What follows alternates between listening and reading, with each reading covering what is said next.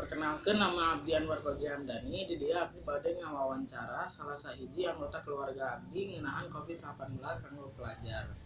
Naon dimaksud teteh tina COVID-19 ini?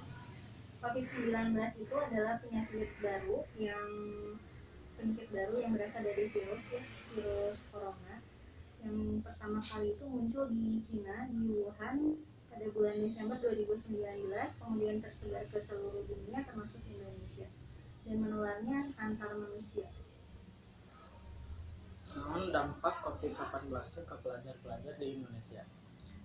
Berdampaknya kan kalau pembelajaran memang harus terus berjalan ya, jadi pembelajaran tidak bisa dilakukan secara langsung, jadi melalui sistemnya daring, secara online.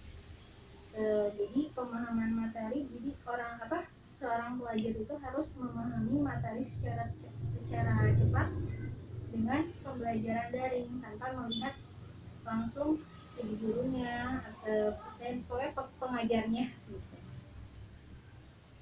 Terus naon kekurangan diajarin dari internet? Kalau secara online kan berarti harus ada koneksi internet, nah itu kekurangannya. Nggak semua orang mampu untuk anak yang belajar itu cepat bosan, karena suasananya seperti itu terus ya, tidak ada suasana yang lain gitu. Terus kurang interaksi juga antara guru-gurunya dengan murid-muridnya. Terakhir, pesan ke warga Indonesia.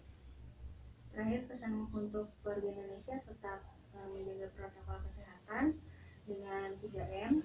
Yang pertama, imannya harus diperkuat. Kedua itu adalah tetap aman menjaga terus memakai masker, terus menjaga jarak, terus mencuci tangan dengan menggunakan sabun dan hand sanitizer.